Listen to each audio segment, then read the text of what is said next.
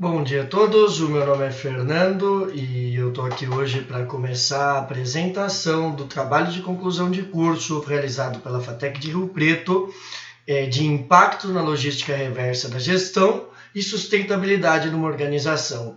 Vamos dar como começo desse assunto, quando a gente fala em logística reversa, a primeira coisa que a gente vê na realidade é o termo que vem antes, né? Logística. E o que significa? Bom, logística é um termo antigo, historicamente muito utilizado no cenário de guerra. Como próprio exemplo, uma definição que Sun Tzu, que é um grande filósofo de, inclusive, guerra, né? O escritor do livro A Arte da Guerra, um clássico chinês, logística é definida como a arte de se planejar e armazenar para distribuir e conquistar o seu sucesso. Historicamente, o termo logística vem sendo utilizado na China antiga, na Grécia, na Roma, países e principalmente fundamentado para se estabelecer operações de guerra mesmo. Era uma estratégia de envio de suprimentos aos combatentes, transporte de soldados no campo de batalha. Então, logística é um termo já na cabeça das pessoas que não é recente. Historicamente, sempre se foi falado em logística. E o que a logística busca? O que ela procura, né? Resolver de problema para melhoria, seja no campo das guerras, ou seja no campo administrativo de uma empresa, de um grupo. Bom, em primeiro lugar, a preocupação de logística é transporte de mercadorias, transporte de insumos, transporte de pessoas, armazenagem. Você tem uma série de produtos que são feitos na sua empresa. Onde você vai guardar? Que temperatura você precisa manter os seus produtos para que ele não venha a ser degradado, que venha estragar antes de chegar na mão do cliente? Redução de custos. Tudo que você pensa em logística, você pensa o seguinte: beleza, eu preciso efetuar o transporte. Qual é o jeito mais rentável, mais viável que eu possa fazer esse transporte, de modo que eu corte gastos e maximize minha receita? E além disso, o próprio gerenciamento de produtos. Bom, com isso, você consegue tomar conta de todo o seu processo produtivo, de modo que você diminua suas percas, aumente sua produção e aumente também as suas vendas bem-sucedidas com o transporte adequado. Com esse gerenciamento de produtos bem executado, efetivamente a empresa consegue ter um excelente padrão de logística. Bom, e historicamente a logística foi se desenvolvendo principalmente após aí a Revolução Industrial e com o advento do capitalismo. Você tem aí um grande desenvolvimento tecnológico, ferramentas como o MRP, o computador entrando na cena da administração e do processo produtivo, e a globalização como um todo, que expandiu essa questão do transporte a níveis mundiais. Hoje você vende algum produto eventualmente só para o seu município, mas você pode exportar ele para qualquer lugar do planeta. Basta ter o mercado, e as tecnologias hoje permitem que você leve esse produto até a mão do seu cliente em outro lugar do mundo. E infelizmente ou felizmente, aumentou-se muito o consumismo. As pessoas procuram sempre estar comprando mais, procuram estar sempre pegando aí os modelos mais recentes. Só que, infelizmente, isso acarreta também algumas consequências muito graves ao mundo. A quantidade de resíduos aumentou estrondosamente nos últimos séculos. De 1700 e 800 para cá, a quantidade de descartes sempre aumentou muito.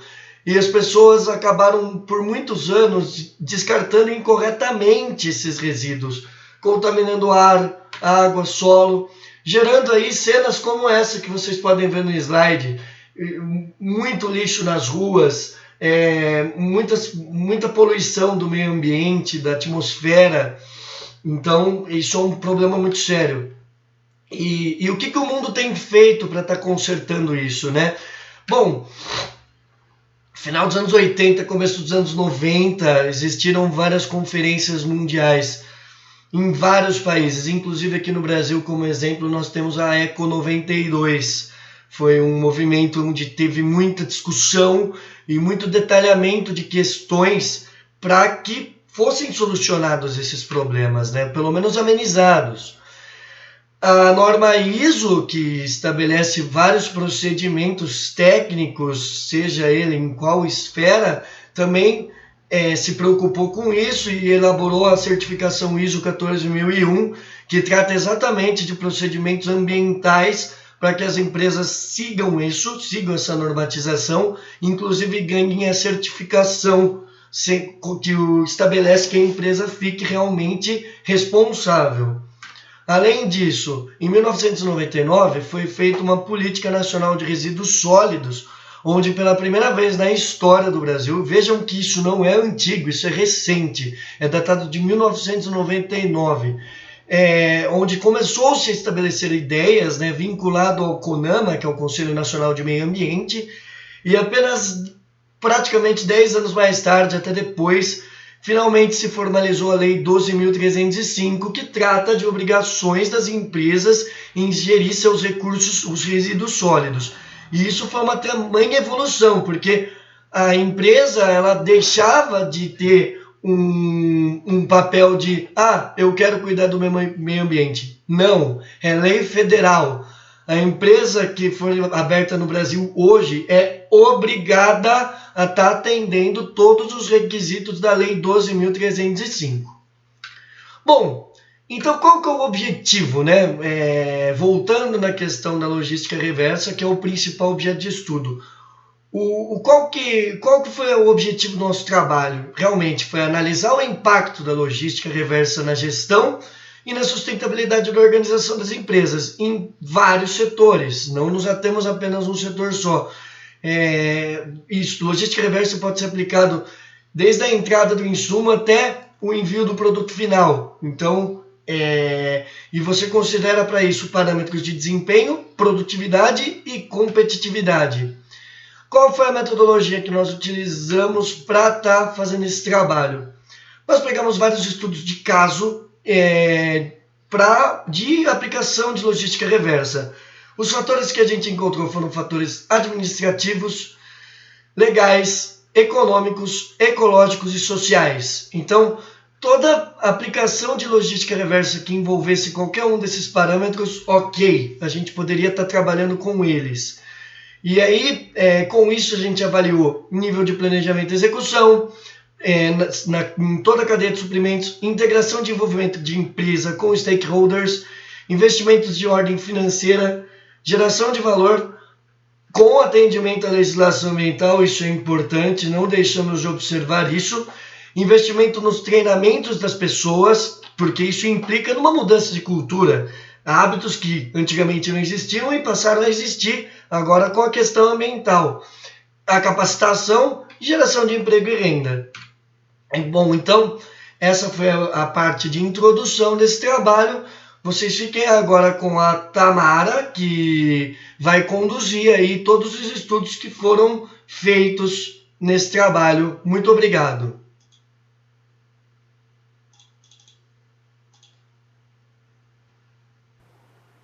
O primeiro estudo que a gente analisou foi o da madeireira Imbauense, localizada no Paraná, que trabalha com o corte e beneficiamento da madeira. Nesse processo de beneficiamento da madeira, são gerados 3 tipos de resíduos que estão definidos nessa tabela. O primeiro, que é o da coluna número 1, ele é reaproveitado pela própria madeireira assim que ele é produzido, e ele representa 52% de todo o resíduo produzido no processo. O segundo, 33%, ele precisa passar por um processo de secagem para poder ser reaproveitado. E o terceiro, 15%, é destinado para mercados secundários, porque a própria madeireira não tem como utilizar. Então, qual que é a necessidade da empresa em relação às operações de logística reversa para esse caso que a gente estudou? Eles queriam reaproveitar, melhorar, na verdade, o reaproveitamento dos resíduos gerados, especialmente esse da coluna 2, esses 33%. Porque como eles precisavam de um tempo para secar, esse resíduo demorava um pouco para estar pronto para ser usado nas caldeiras. como é o caso da maior quantidade, dos 52% que já era utilizado logo de cara. Então, nesse período de secagem, a madeireira precisava comprar de fontes externas, então tinha essa questão do custo da compra, tal, de um material externo. Então, eles gostariam de melhorar o reaproveitamento desse tipo de resíduo. Houve um investimento na compra de equipamentos de picagem desse material para que o processo de secagem fosse acelerado e também um de separação dos materiais, por exemplo, das folhas, dos galhos, para poder enviar essas folhas para as indústrias de papel e celulose. Então, gerar uma nova renda a partir de um produto que já estava sendo produzido, entre aspas, ali. Além da compra dos equipamentos, também teve contratação de pessoal para poder lidar com esses equipamentos. E quais foram os resultados que a madeireira conseguiu aplicando esse investimento, então? Houve um maior reaproveitamento dos próprios resíduos, porque aí esse equipamento de picagem favoreceu o processo de secagem, então ele atendeu a demanda das caldeiras. Diminuição da compra de insumos de terceiros, então gerando uma autossuficiência para a madeireira e uma diminuição nos custos de compra desse material externo. Com isso também a diminuição de extração de mais madeira para poder suprir as caldeiras, já que eles estavam tendo um aproveitamento máximo do potencial de resíduos que já tinham ali. E eles também começaram a vender esse serviço, já que eles tinham domínio da máquina, né, do equipamento, para as madeireiras da região. Começaram a pegar os resíduos dessas madeireiras e processá-los também. Isso gerou até um excedente que foi depois comercializado. E para essas madeireiras que traziam um resíduo, eles faziam um desconto na compra, né? Então gerando uma relação de estreitando, na verdade, o relacionamento com essas madeireiras. E também houve a comercialização do subproduto, né, das folhas, que passaram a ser separadas dos galhos, para uma indústria local de papel e celulose. Então também houve essa nova fonte de renda, né, com baixos custos, porque a indústria já estava localizada ali na região, e fazer esse intercâmbio com as empresas locais também traz um posicionamento melhor e uma competitividade maior para a madeireira no local onde ela está instalada.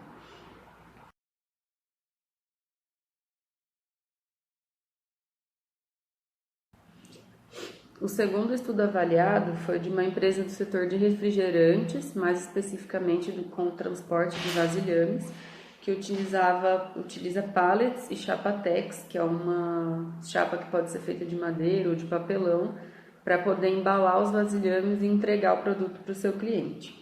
E a questão aí relacionada é que eles precisavam que esses materiais de embalagem retornassem, mas muitas vezes o cliente não dava o valor devido, considerava como sucata, ou acabava revendendo para o mercado paralelo, que era por onde as engarrafadoras precisavam recorrer para suprir essas embalagens dos vasilhames.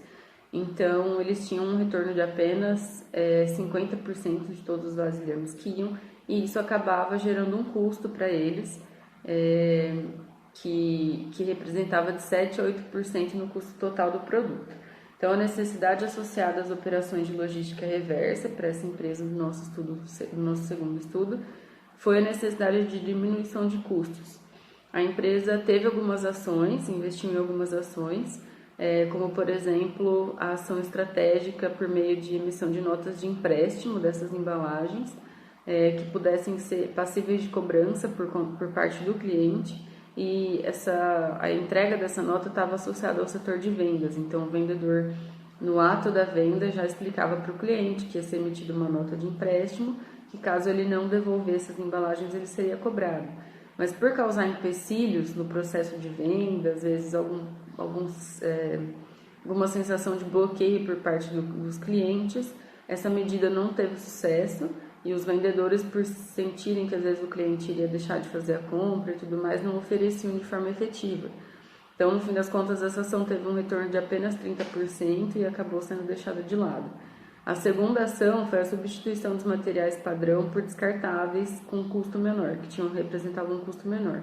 Só que esses descartáveis, eles apresentavam uma segurança bem menor em relação ao transporte dos vasilhames, poderiam inclusive causar avarias na embalagem, que o produto iria chegar danificado até o cliente. Então essa segunda possibilidade também foi descartada. E por fim, a empresa optou por aumentar o preço do produto e repassar para o consumidor esse custo das embalagens. Nesse estudo, a gente avaliou a possibilidade de algumas melhorias, mesmo nessas ações que haviam sido aplicadas pela empresa. Então, a primeira possibilidade seria, ao invés de fornecer uma nota de empréstimo e causar essa má impressão no cliente de que ele teria que pagar para receber um produto, oferecer concessão de descontos para quando esse cliente fosse fazer a compra, se ele se comprometesse a devolver. Então, isso traz uma ideia maior de benefício associada à compra, mais do que uma ideia de multa ou de alguma coisa que ele teria que pagar para poder fazer a compra.